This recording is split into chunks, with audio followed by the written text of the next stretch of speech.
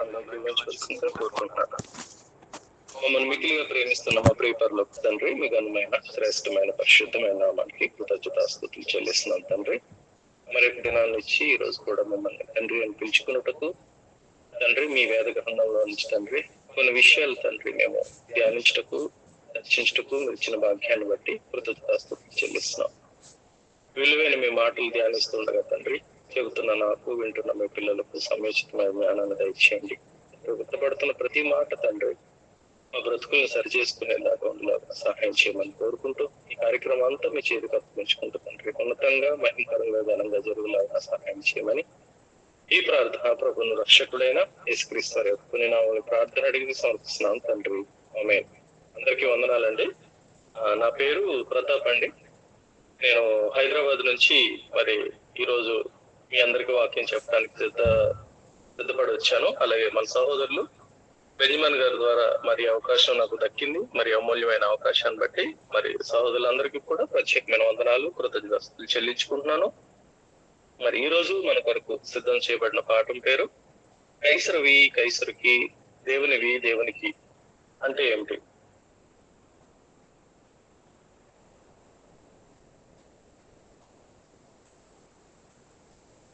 కైసరువి కైసరుకి, దేవునివి దేవునికి.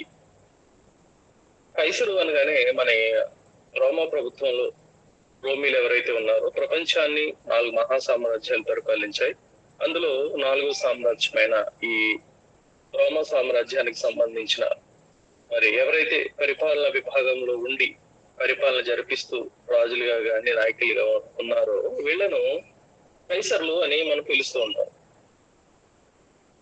ఇలాగా ప్రపంచంలో ఉన్న ఆయా దేశాలకి ఒక్కొక్క రాజరిక వ్యవస్థ మనకు కనిపిస్తుంటుంది. అలాగే మరి ఒక 50-60 సంవత్సరాల క్రితం వెళ్తే బ్రిటిష్ వారు ఈ ప్రపంచాన్ని పరిపాలించినట్టు, వాళ్ళలో కూడా జార్జ్ చక్రవర్తులు ఉన్నట్టు మనకి మన పాఠ్య పుస్తకాల్లో చరిత్ర గ్రంథాల్లో మనం అందరం చదువుకున్నాం. అలాగే మరి బైబిల్లో చూసినట్లయితే ఈజిప్ట్ ని పరిపాలించిన వారు అంటే ఐగుప్తు దేశాన్ని పరిపాలించిన వారు ఫరోస్గా పిలువబడుతున్నట్టు కూడా మనం బైబిల్లో చూసాం. అలాగే యూదా జనాంగాన్ని పరిపాలించిన వాళ్ళలో యూదులుగా ఉన్న వాళ్ళు ఎవరైతే పరిపాలన చేశారో వాళ్ళు కూడా హేరోదీయులు అని మనం పిలుస్తూ ఉంటాం. ఇలాగా ఒక్కొక్క దేశానికి ఒక్కొక్క రాజకీయ వ్యవస్థ, ఆ రాజకీయ వ్యవస్థలో అనేక మంది పరిపాలకులుగా ఉంటూ పరిపాలిస్తూ ఆ సమాజాన్ని పరిపాలిస్తూ ఉండేవారు. మనకి ఇక్కడ కైసరు గురించి మనం మాట్లాడుతున్నాం. ఇక్కడ యేసుక్రీస్తు వారు మత్తయి సువార్త 22వ అధ్యాయము 21వ వచనంలో ఈ విషయం గురించి ప్రస్తావించినట్లు మాట్లాడినట్టు మనకు అనిపిస్తుంది. దయచేసి మత్తయి సువార్త 22వ అధ్యాయము 21వ వచనాన్ని మనం చదువుకున్నట్లయితే ఈ ప్రస్తావన మనకి యేసుక్రీస్తు వారు మాట్లాడుతున్న విషయం మనకి ఇందులో కనిపిస్తుంది. దయచేసి ఎవరైనా చదివితే బాగుంటుంది. అందుకు ఆయన అలాగైతే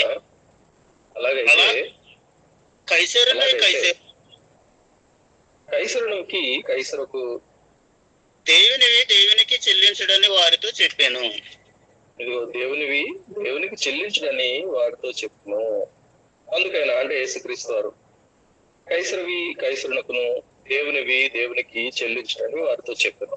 ఏం చెల్లించాలి కైసరుకి, ఎందుకు చెల్లించాలి అంటే మరి మనందరికి తెలుసు శిస్తు అనే విధానం మరి ఎప్పటి నుంచో మనకి సమాజంలో కనిపిస్తూ ఉంటుంది. అలాగే దీన్నే పన్ను అని అంటారు, సుంకము అని అంటారు, అలాగే ఇంగ్లీష్ లో టాక్సేషన్ అంటారు, ట్యాక్స్.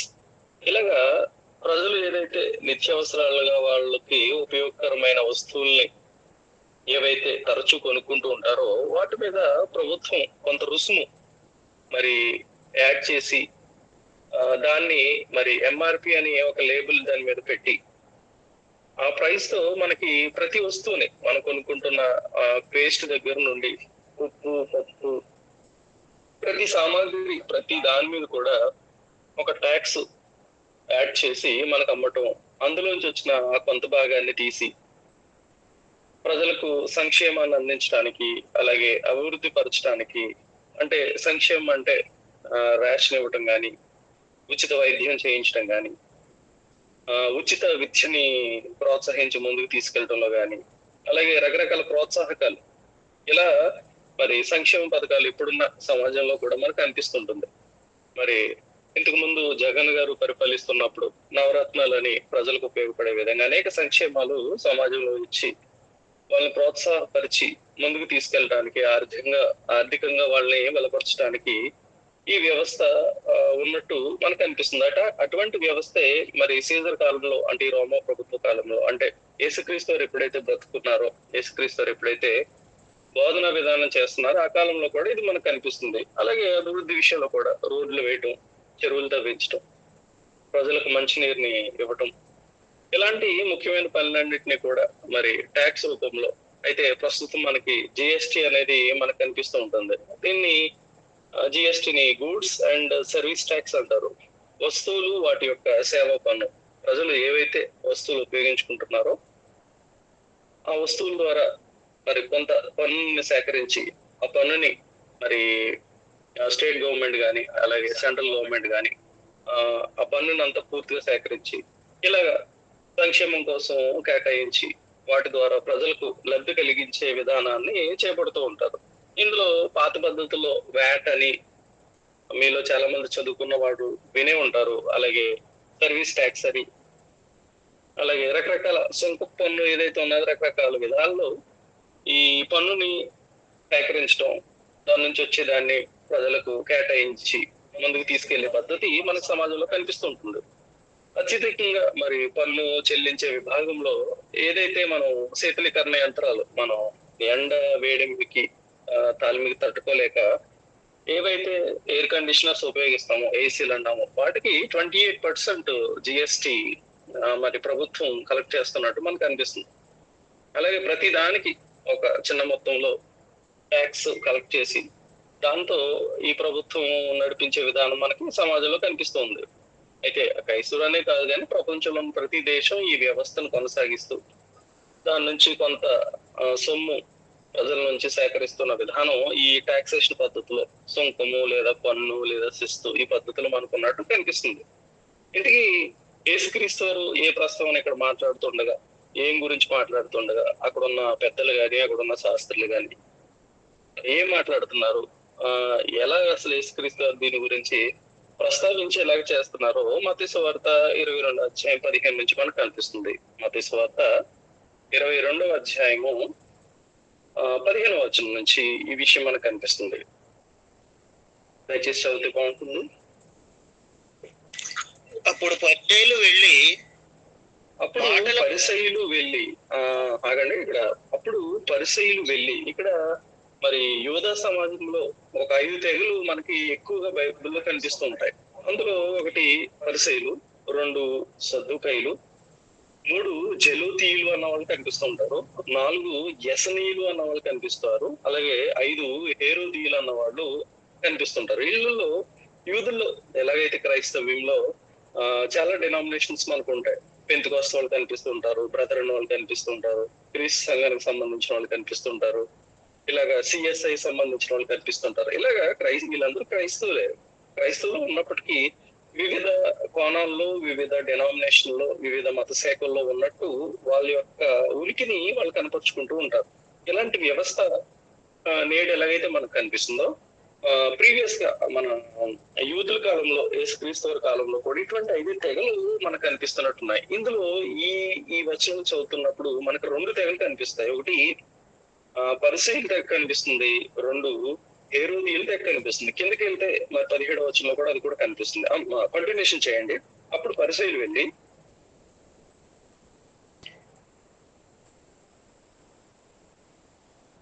చదవండి. అప్పుడు పరిసయ్యులు వెళ్ళి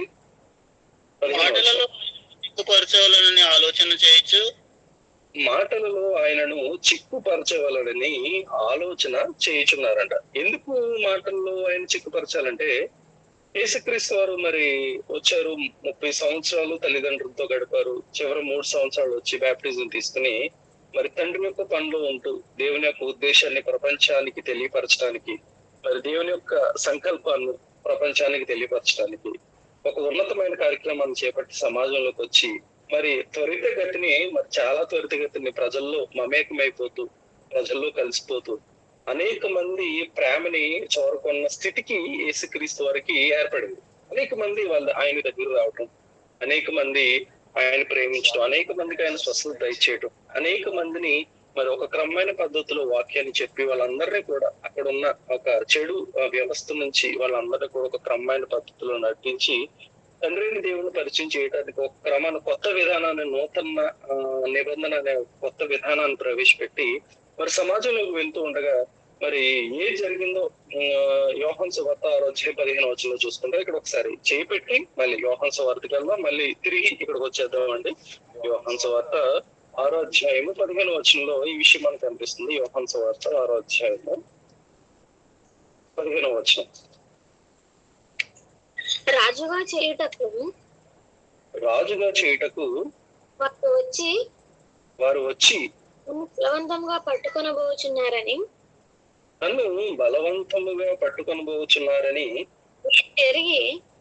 యేసు ఎరిగి ఆ కొండకు ఒంటరిగా వెళ్ళాను. ఇదిగో మరలా కొండకి ఒంటరిగా వెళ్ళిపోయాడంట. ఇదిగో అక్కడ ఉన్న వాళ్ళందరూ సమయానికి మరి భోజనాన్ని పెట్టేస్తున్నారు. సమయానికి ఏదైనా అనారోగ్యంతో బాధపడితే స్వస్థత చేసి మరి ఆరోగ్యాన్ని మరి చక్కగా పునరుద్ధరీకరించి మరి అనారోగ్యాన్ని పూర్తిగా తీసేసే వ్యవస్థని యేసుక్రీస్తు వారు అక్కడ చేస్తున్నారు. ఇలా చేస్తుంటే ఇంతకన్నా గొప్ప నాయకుడు ఎక్కడ ఉంటాడు? ఇంత ప్రజలు మరి ఇంతమంది యేసుక్రీస్తు వారిని అనుకరిస్తున్నారు, యేసుక్రీస్తు వారిని ఫాలో అవుతున్నారు. కాబట్టి ఈయన తీసుకెళ్లి రాజుగా చేసేస్తాం. రాజుగా చేసి ఏదైతే ఎప్పటి నుంచో ఒక ప్రవచనం ఎదురు చూస్తూ ఉందో, మరి యూదులు మళ్ళీ ఆ రాజ్యాన్ని తిరిగిస్తానని వాళ్ళు ఏదైతే ఉన్నారో అలాంటి స్థితి మనకు వచ్చేసిందేమని తీసుకెళ్లి యేసుక్రీస్తు వారిని ఒక భౌతికంగా కనిపించే ఒక రాజ్యానికి రాజుని చేయాలని ఇటువంటి ఆలోచనలు అన్ని చేస్తున్నప్పుడు ఇవన్నీ అక్కడ ఉన్న యూదులు చూస్తున్నారు. యూదులు చూసి ఎట్టి పరిస్థితుల్లో మరి ఈయన తీసుకెళ్లి ఏదో విధంగా ఇరికించి చిక్కుల్లో పెట్టి ఈయన్ని మరి మరణానికి అప్పగించాలి, ఈయన నాశనం చేసేయాలి, ఈయన ఏ విధానాన్ని అయితే సమాజంలో తీసుకొచ్చి మరి ప్రజల్లోకి తీసుకెళ్తున్నాడో ఈ బాణిని మొత్తం నాశనం చేసేసేయాలి, దీన్ని పూర్తిగా అంతం చేసేయాలన్న ఉద్దేశంతో అక్కడున్న ఈ మరి యూదుల్లో మత పెద్దలుగా మరి వివిధ శాఖలుగా ఉన్న వాళ్ళలో పరిచయులుగా ఉన్నవారు వచ్చారంట. వచ్చి ఏం చేశారు? మళ్ళీ మత్తయి సువార్త 22:15 మరి చదువుకున్నామండి. బోధకుడా నీవు సత్యవంతుడవై ఉండి దేవుని మార్గమును సత్యముగా బోధించుచున్నావనియు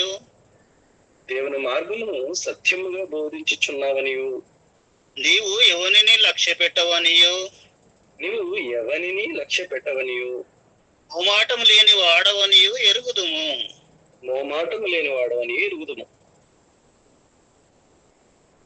చదవండి. నీకేం తోచుచున్నది? కైసరుకు పన్నిచ్చుట న్యాయమా? కాదా మాతో చెప్పమని అడుగుటకు హెరోదీయులతో కూడా శిష్యులను ఆయన యొద్దకు పంపిరి. ఇదిగో తమ శిష్యులను ఆయన యొద్దకు పంపిరి. చదవండి. యేసు వారి చెడుతనం ఎరిగి వేషధారులారా ఎందుకు శోధించుచున్నారు? నన్ను ఎందుకు శోధించుచున్నారు? పన్ను రూపాయి ఒకటి నాకు చూపుడని వారితో చెప్పగా ఆయన యొద్దకు వచ్చి ఒక దేనారము తెచ్చిరి.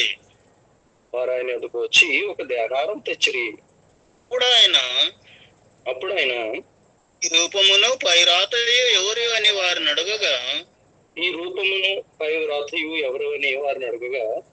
వారు కైసరుయే అనిరి.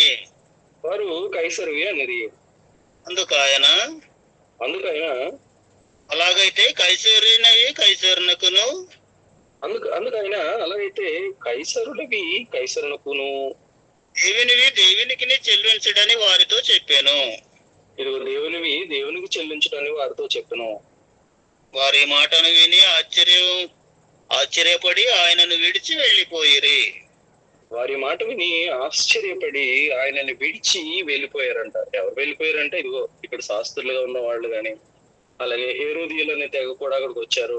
ఇంకా వీళ్ళ శిష్య బృందం ఏదైతే ఉందో, ఎవరెవరైతే వచ్చారో వీళ్ళందరూ యేసుక్రీస్తు వారు ఎప్పుడైతే ఇటువంటి స్ట్రోక్ వాళ్ళకి ఇచ్చారో వాళ్ళందరూ కూడా ఆశ్చర్యపడిపోయి అక్కడి నుంచి వెళ్ళిపోయారు. ఏదో విధంగా చిక్కులు పెట్టి మనమైతే ఈ యేసుక్రీస్తు వరకు ఉన్న ఈ ఫ్యాన్ ఫాలోయింగ్ బట్టి మనం వెళ్ళి నేరుగా ఏమైనా దాడి చేద్దామంటే, ఇదిగో ఈయన మంచి మాటలే చెప్తున్నాడు కదా, ఎందుకు ఈయన నాశనం చేస్తున్నారు, ఈయన మీద దాడి చేస్తున్నారు అని ప్రశ్నిస్తారని, ప్రజల్లో తిరుగుబాటు వచ్చి వీళ్ళ మీదే తిరుగుబాటు చేసి వీళ్ళని చంపేస్తారేమన్న భయంతో ఇదిగో మనం ఏం చేయలేకపోతున్నాం, కానీ ఈయన యొక్క ఉద్దేశాన్ని మాత్రం నాశనం చేసేసేయాలని తీరా ఎక్కడికి తీసుకెళ్లిపోయారంటే, ఇదిగో ప్రజలు దాటి అక్కడ ఉన్న నాయకులు దాటి ప్రభుత్వానికి, అక్కడ ఏదైతే మరి రోమా ప్రభుత్వం పరిపాలిస్తుందో, ఇదిగో రోమా ప్రభుత్వానికి వ్యతిరేకంగా ఈ యేసుక్రీస్తు అనే వ్యక్తి తప్పుడు బోధలు చేస్తున్నాడు, పన్ను చెల్లించకూడదని ప్రయత్నిస్తున్నాడు. ఇలాగా ప్రభుత్వానికి విరోధంగా రకరకాల కార్యక్రమాలు, రకరకాల విధి విధానాలు చేపట్టి ముందుకు తీసుకెళ్తున్నాడని ఒక తప్పుడు బోధలు, తప్పుడు విధానాన్ని తీసుకెళ్లి యేసుక్రీస్తు వల్ల ప్రభుత్వానికి అప్పగించి వాళ్ళతో మరి ఆ రోమ ప్రభుత్వం సంబంధించిన వాళ్ళతో యేసుక్రీస్తు వారిని నాశనం చేద్దామనే ఉద్దేశంతో వీళ్ళందరూ కూడా గూడుపుటాన్ని చేసి మరి తప్పుడు విధానాన్ని ఒక సృష్టించి యేసుక్రీస్తు వారికి విరోధంగా మరి వీళ్ళందరూ లేచి వెళ్ళారు. కానీ చాలా తెలివిగా అక్కడ ఉన్న పరిస్థితులన్నింటినీ యేసుక్రీస్తు వారు ముందే ఎరిగిన వారే మరి చక్కగా దానికి సమాధానం ఇచ్చి, ఇదిగో మీరు పన్ను ఏదైతే చెల్లించాలనుకుంటున్నారో, ఇప్పుడు మనం కూడా మరి మన చేతిలో 500 నోట్లు కానీ, 100 నోట్లు కానీ, 200 నోట్లు కానీ మన చేతిలో కనిపిస్తుంటాయి. వాటి మీద మరి మహాత్మా గాంధీ గారు ఆయన యొక్క బొమ్మ దాని మీద కనిపిస్తూ ఉంటుంది. అలాగే ప్రతి రాజ్యానికి సంబంధించి, ప్రతి దేశానికి సంబంధించి వాళ్ళ యొక్క మరి చిహ్నాలు, వాళ్ళ యొక్క ఏ రాజు అయితే పరిపాలిస్తున్నాడో ఆ రాజు యొక్క బొమ్మ గాని, లేకపోతే అక్కడ ఎవరైతే ఫేమస్ గా ఉన్నారో వ్యక్తి యొక్క బొమ్మ గాని దాని మీద ఉండటం, అదే రాజముద్రిక అని దాన్ని మనం అంటూ ఉంటాం. అలాగా ఒక రూకని మరి తీసుకున్న కాయిన్ ని వాళ్ళకి చూపించి, దీని మీద ఎవరు ఉన్నారనంటే కైసరు ఉన్నారని వాళ్ళ చేతి సమాధానం చెప్పించి, అయితే మరి కైసరు ఇవన్నీ చేపట్టి మీకు ఉచిత విద్యను ఇస్తున్నాడు, ఉచిత వైద్యాన్ని ఇస్తున్నాడు, మీకు అందరికీ రోడ్లు వేయించాడు, మీకు అందరికి చక్కటి ఆరోగ్యంగా ఉండటానికి చక్కటి వైద్య శిబిరాలు ఇవన్నీ పెట్టిస్తున్నాడు, మీ అందరిని కాచి కాపాడటానికి రకరకాల విధి విధానాలు, సంక్షేమ పథకాలు మీకోసం చేస్తున్నాడు. కాబట్టి ఈ రోడ్డు మీద ఉన్న ఎవరైతే కైసరు ఉన్నారో ఆ కైసరు ఏదైతే చట్టం చేపట్టాడో, పన్ను ఇవ్వాలని కోరుకుంటున్నాడు, దాని ప్రకారం కైసరుకి ఇచ్చేసేయండి అని అక్కడ వాళ్ళకి చెప్పడం విన్న వాళ్ళందరూ కూడా ఆశ్చర్యపడిపోయి, మరి ఏంటి మేమేమో అందరం కలిసి నాశనం చేయాలని ఆలోచన చేసినందుకు వచ్చాం, కానీ యేసుక్రీస్తు వారు ఏంటి ఎంత తెలివిగా ఒక పరిపూర్ణమైన సమాధానాన్ని ఇచ్చి మా అందరం నోళ్లు మూయించేశాడని వీళ్ళందరూ కూడా ఆశ్చర్యపడిపోయాడు. ఇదంతా కూడా కైసరికి ఎలాగివ్వాలన్న విషయాన్ని గురించి చెప్తున్నట్టు మనకు అనిపిస్తుంది. అలాగే యేసుక్రీస్తు వారు ఒక ఆత్మీయ స్వాతంత్రం కోసం ఈ భూమి మీదకి వచ్చారు, కానీ భౌతిక స్వాతంత్రం కోసం ఎప్పుడు కూడా ఈ భూమి మీద ఫైట్ చేయలేదు. ఇలాగా రాజుల మీద తిరగబడటం, ప్రభుత్వాల మీద తిరగబడటం, ఈ విధానం కూడా ఎక్కడ కూడా మరి బైబిల్లో యేసుక్రీస్తు పోరాటం చేసినట్టు కూడా మనకి ఇక్కడ కనిపించదు. అంతా కూడా ఆత్మీయ స్వాతంత్రం కోసం, ఒక ఆత్మని ఎలా రక్షించాలి, ఒక ఆత్మని తండ్రి అయిన దేవుని యొద్దకు ఎలా నడిపించాలి, ఒక కొత్త నిబంధన చట్టాన్ని ఎలా స్థాపించాలి, ఒక నూతన విధానాన్ని వీళ్ళకి మధ్య తీసుకొచ్చి వీళ్ళ ఆత్మలన్నింటినీ ఎలా రక్షించాలన్న ఉద్దేశంతో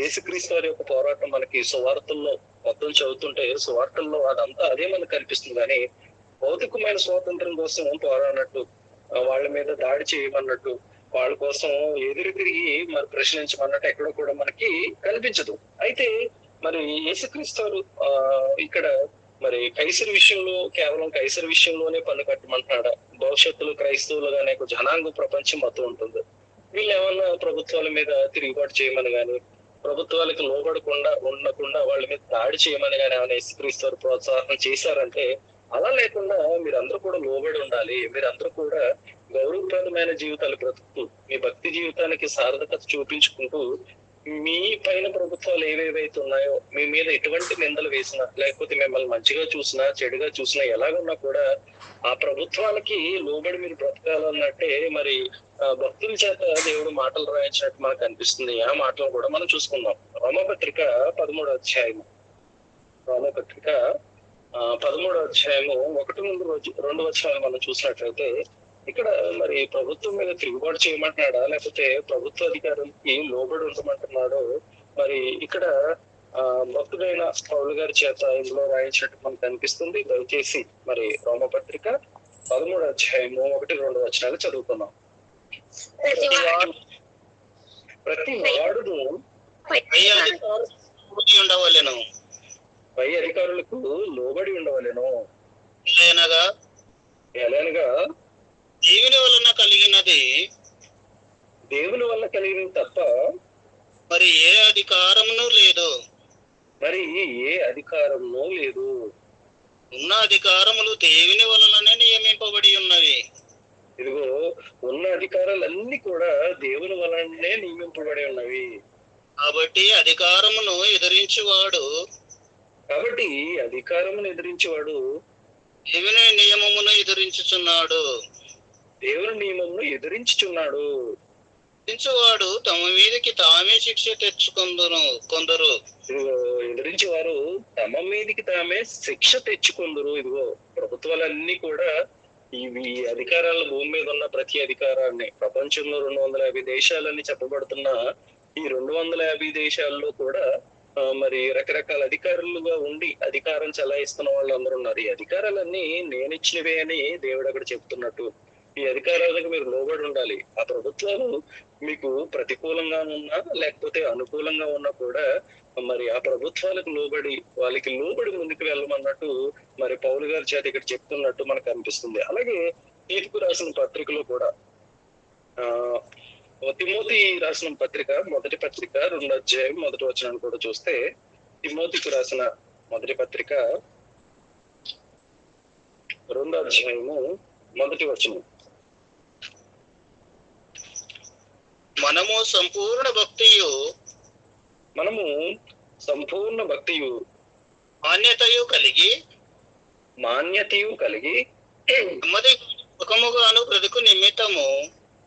నెమ్మదిగాను సుఖముగాను బ్రతుకు నిమిత్తము అన్నిటికంటే ముఖ్యముగా మనుషులందరి కొరకును రాజుల కొరకును అధికారుల కొరకును జ్ఞాపన ప్రార్థనలను, యాచనలను, కృతజ్ఞతాస్తుతులను చేయవలనని హెచ్చరించుచున్నాను. ఇదిగో విజ్ఞాపనములను, ప్రార్థనలను, యాచనలను, కృతజ్ఞతాస్తుతులను చేయవాలని హెచ్చరించుచున్నాను అని ఇదిగో తిమోతి గారికి మరి పౌలు గారి పత్రికను రాస్తూ, ఇదిగో రాజ్యాధికారానికి ఎక్కడ కూడా తిరుగుబాటు చేయొద్దు.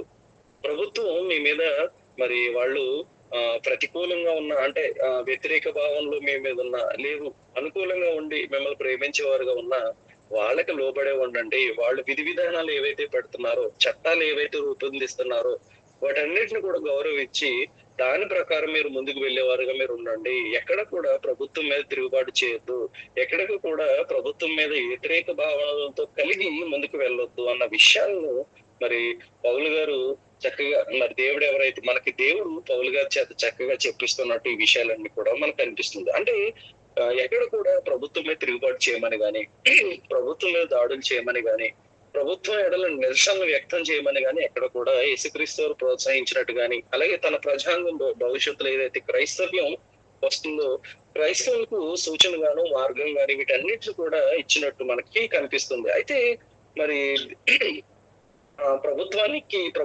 సంబంధించినవి ప్రభుత్వానికి చెల్లించాలని చెప్తున్నారు.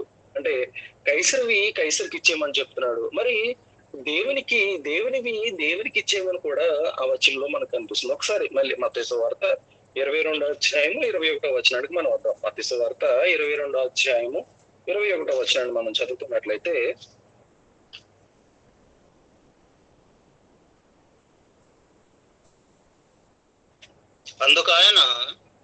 అందుకైనా అలాగైతే కైసరునకును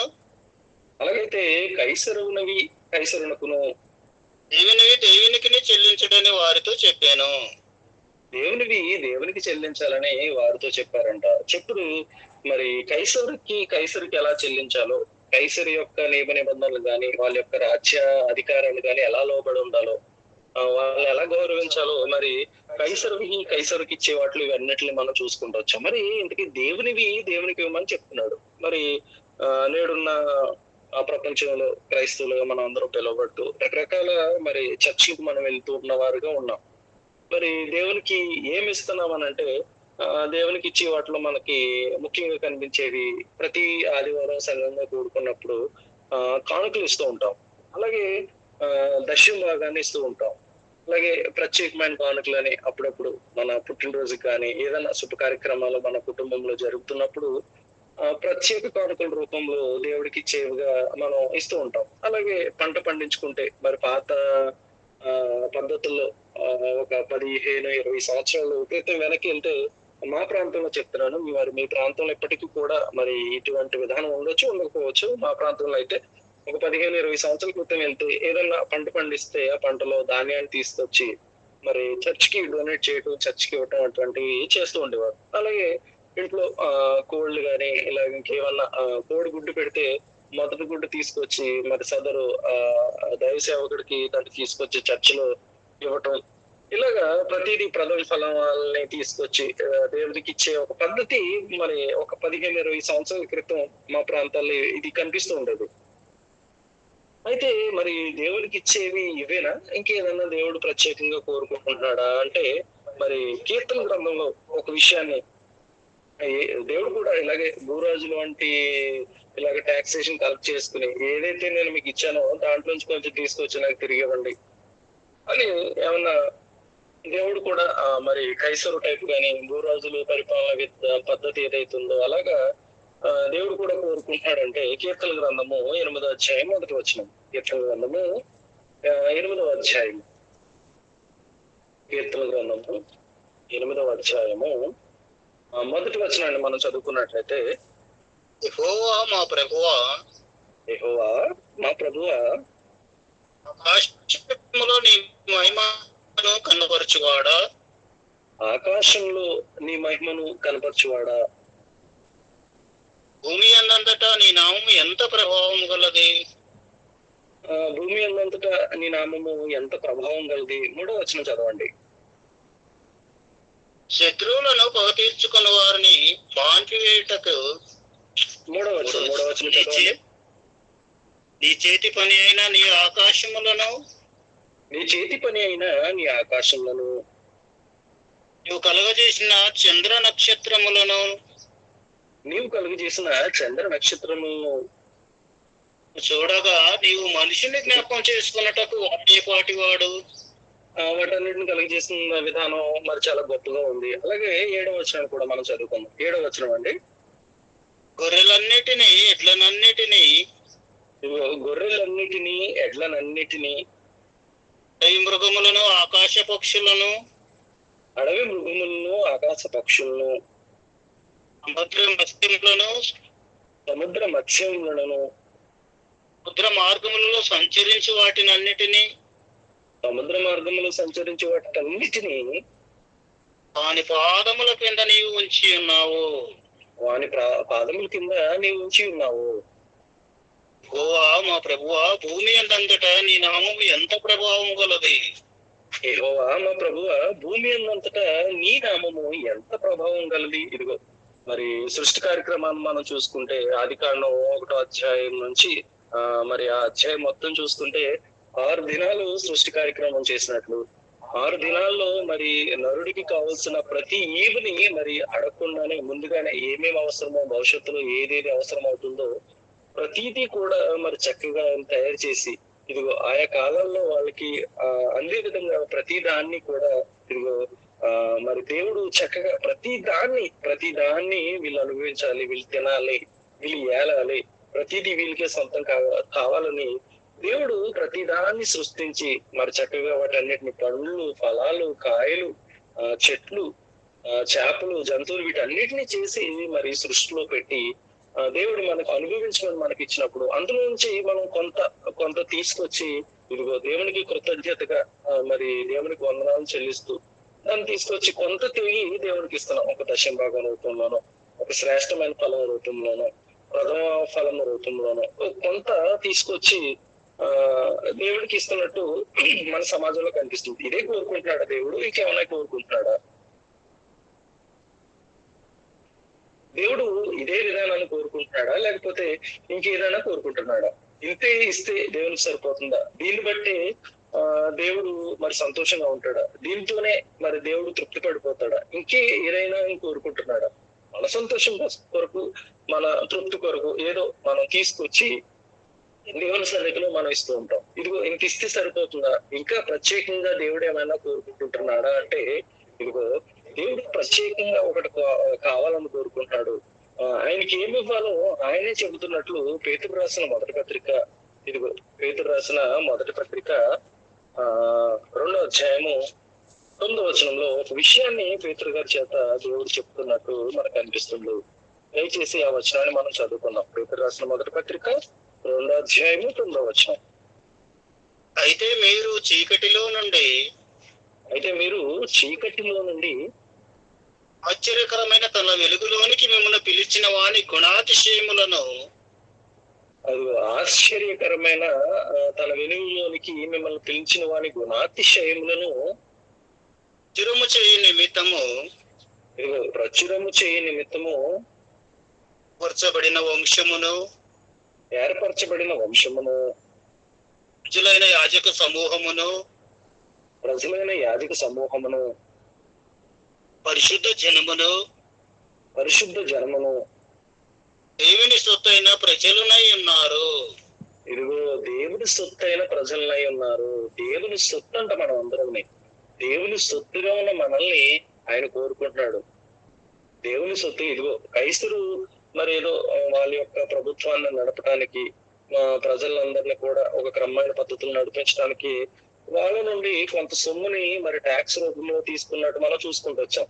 మరి కైసరవికి చెల్లించినప్పుడు దేవుని సొత్తైన దేవుని పిల్లల్ని మరి మనల్ని దేవుని సొత్తుగా ఉన్న మనల్ని మనం సమర్పించుకోవాలి. మనం ఆయన సొత్తుగా ఉన్నట్టు ఇక్కడ మనకు కనిపిస్తుంది. అలాగే కొరింథీయులకు రాసిన మొదటి పత్రిక 12వ అధ్యాయము 18వ వచనం. కొరింథీయులకు రాసిన మొదటి పత్రిక 12వ అధ్యాయము 18వ వచనం.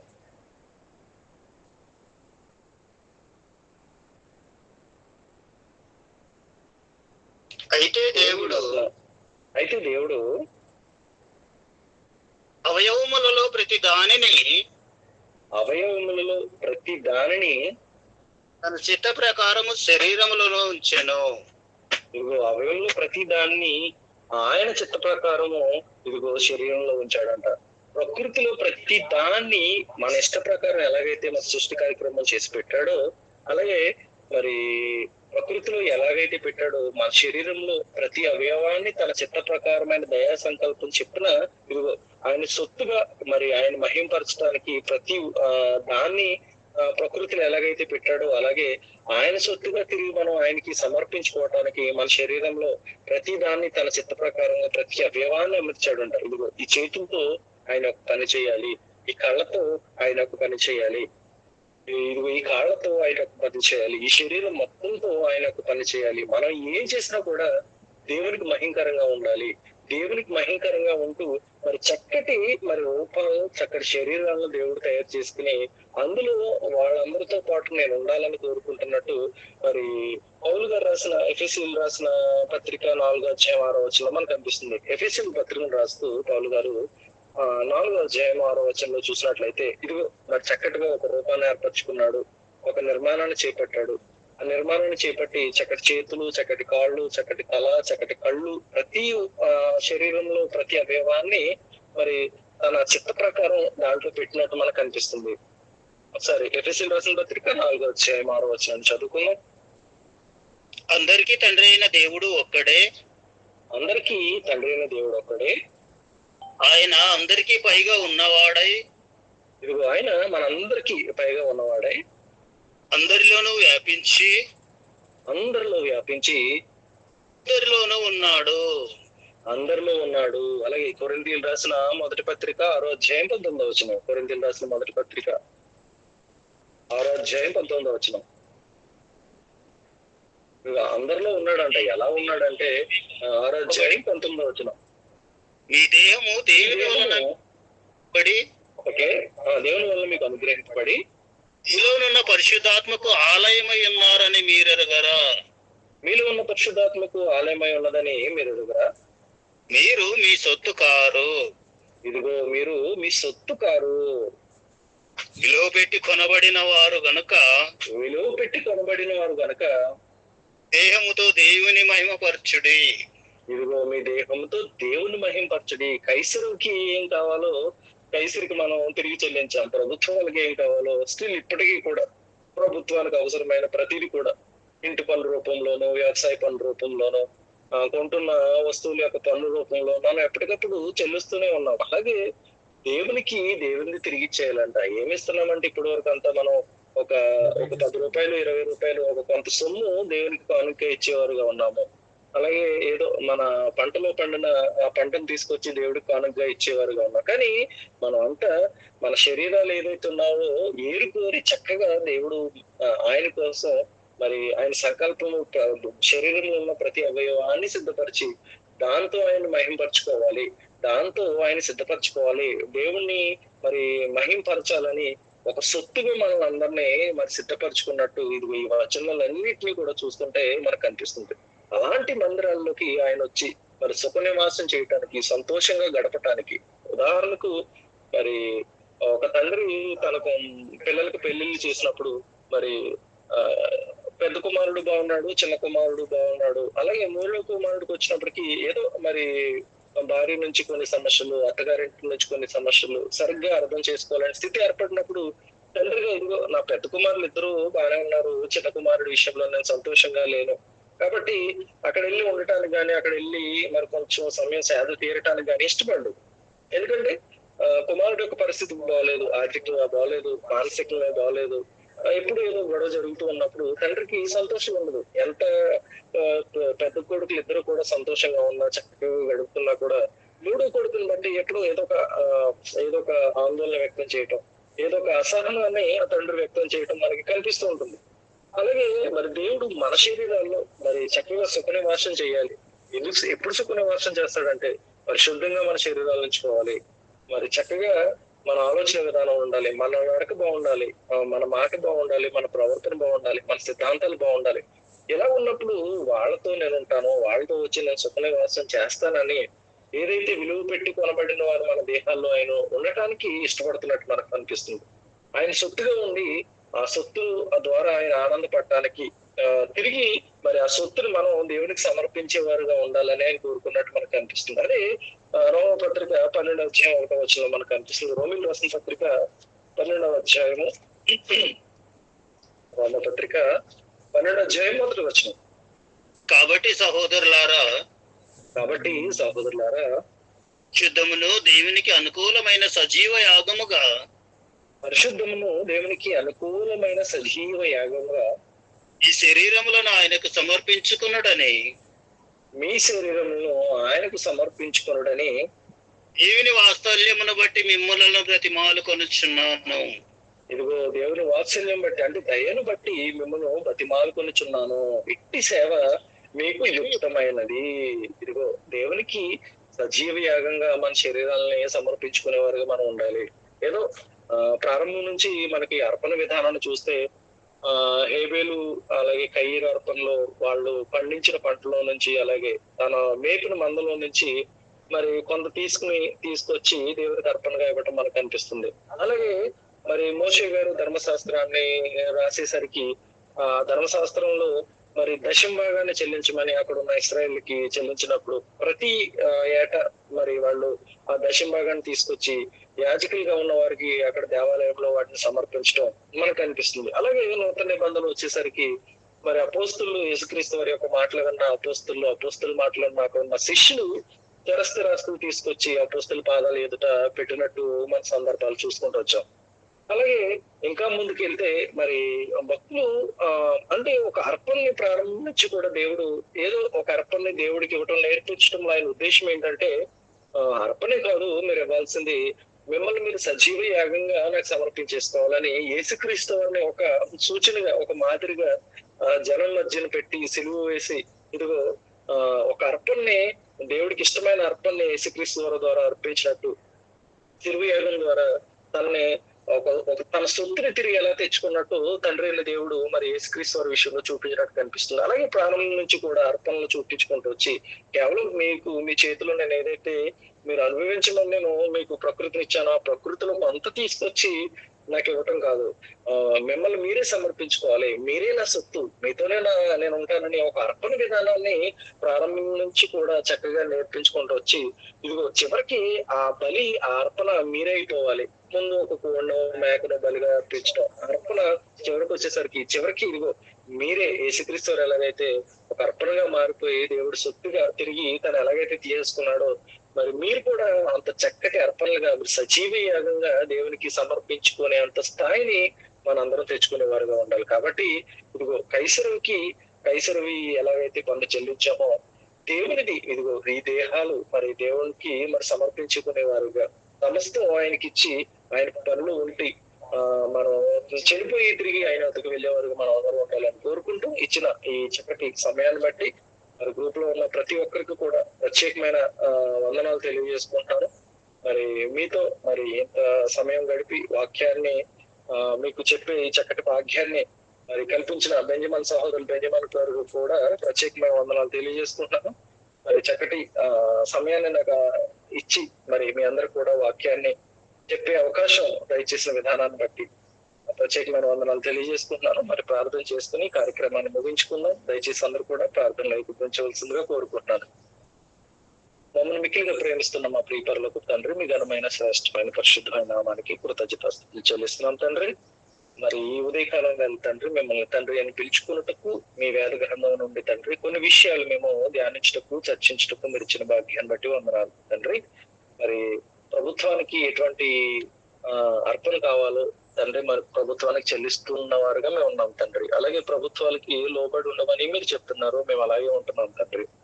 అలాగే నాన్న మరి మీకు కావాల్సిన అర్పణ మీరు ఎటువంటి అర్పణ కావాలో కూడా తండ్రి చెప్పారు. అటువంటి అర్పణగా మేము ఇవ్వటానికి తండ్రి మమ్మల్ని మేము జీవ యాగంగా సిద్ధపరచుకుని తండ్రి మీకు చక్కటి అర్పణగా మేము ఉండి తండ్రి మీకు మరి మీ దగ్గరికి మేము అందరం వచ్చేవారిలాగా ఉండేలాగా సహాయం చేయండి. మరి గ్రూప్ లో ఉన్న ప్రతి ఒక్కరిని జ్ఞాపకం చేసుకుంటున్నాను తండ్రి. వాళ్ళకున్న ఇబ్బందుల్లోనూ కష్టాల్లోనూ తండ్రి అనారోగ్య పరిస్థితుల్లోనూ తండ్రి మరి ప్రతి సమస్యను మీ చెంత పెట్టుకున్నాను మీకు తండ్రి, మీకు విన్నవించుకుంటున్నాను తండ్రి.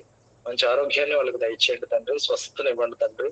ఆర్థికంగా ఎవరైనా సమస్యలు ఉంటే ఆర్థిక సమస్యల నుంచి తండ్రి మరి మార్గాన్ని చూపించి మరి వాటి నుంచి బయటకు రావడానికి సమయం దయచేయండి తండ్రి. అలాగే ప్రతిరోజు మీ వాక్యం పట్ల విధేయత కలిగి తండ్రి మీ మాటలు నేర్చుకుంటూ మా బ్రతుకుని సరిచేసుకుని తండ్రి మీ యొక్క విధి విధానాలకు లోబడి తండ్రి మా ఆత్మల్ని మీకు అప్పగించే వారికి మేము ఎల్లప్పుడూ ఉండేలాగా సహాయం చేయమని కోరుకుంటూ మరి సమస్తం మీ చేతులకు అప్పగించుకుంటూ తండ్రి ఈ ప్రార్థన ప్రభువును రక్షకుడైన యేసుక్రీస్తు వారి మరి ప్రార్థన అడిగి సమర్పిస్తున్నాం తండ్రి.